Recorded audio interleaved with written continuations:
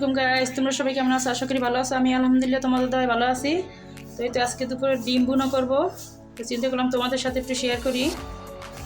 এই তো এখানে আমি 6টা ডিম নিয়েছি, ভুনা করব। আর নিয়েছি একটু পেস্ট কুচিয়ে নিয়েছি আর কাঁচামরিচ। চুলায় একটা কড়াই বসিয়ে দিয়েছি, এখন তেল দিয়ে দেবো। বিসমিল্লাহির রহমানির রহিম। তো ডিমগুলো এখন আমি ভেজে নেব।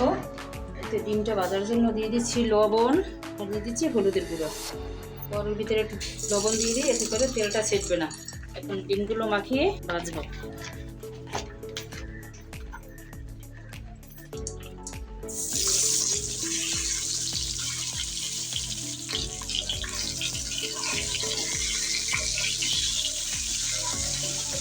এইটা আমি ডিমগুলো ভালো করে ভেজে নেব এখন। এইটা আমার ডিমগুলো ভাজা হয়ে গেছে, এখন উঠিয়ে নেব। আমি ডিমগুলো এখন উঠিয়ে নিচ্ছি। ডিম ভাজতে গেলে ভয়ও লাগে, কারণ ডিম অনেক ফুটে। এই তো ডিমগুলো আমি ভেজে উঠিয়ে নিয়েছি। এখন এই কড়ার ভিতরেই আরও কিছু তেল অ্যাড করে দেবো। এখন দিয়ে দেবো পেঁয়াজ কুচি। তো এতে আমি পেঁয়াজগুলো ভালো করে ভেজে নিচ্ছি। দিয়ে দেবো লবণ, এতে করে পেস্টটা তাড়াতাড়ি করে সিদ্ধ হয়ে যাবে। লবণ দিয়ে দিচ্ছি, একটা ঢাকনা দিয়ে ঢেকে দেবে। তো দেখি আমার পেস্টগুলো কেমন হয়েছে। পেস্টটা তো আমি ঢেকে দিয়েছিলাম, দেখো এটা তো সিদ্ধ হয়ে গেছে। এখন আদা রসুন পেস্ট দিয়ে দেবো। দিয়ে দিয়েছি আদা রসুন পেস্ট।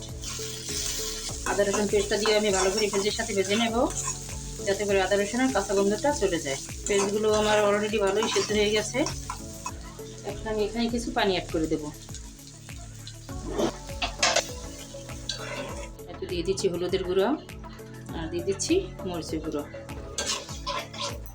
ডিম ভুনাটা আমি একটু জাল জাল করে করব, এতে করে একটু মরিচটা বেশি দিয়েছি। এখন মশলাটা আমি ভালো করে কষিয়ে নেব। তো এই তো আমার মশলা কষানো হয়ে গেছে, দেখো মশলা থেকে তেল ছেড়ে দিয়েছে। এখন আমি মশলার ভিতরে ডিমগুলো দিয়ে দেব।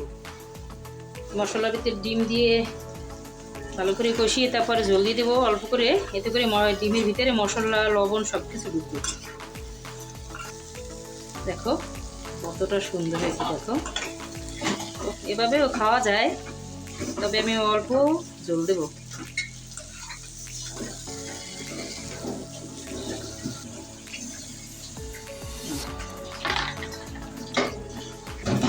কালারটা দেখো, ঢাকনা দিয়ে দিয়েছি, এতে করে তাড়াতাড়ি করে ফুটবে। দেখি আমার ডিম ভুনার কী অবস্থা।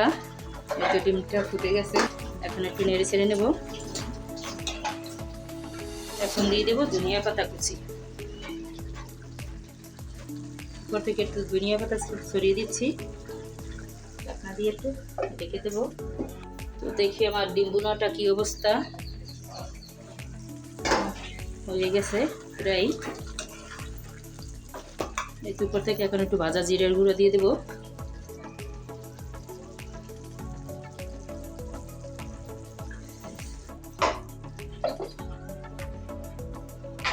তো এই পর্যায়ে আমি চুলাটা অফ করে দেব।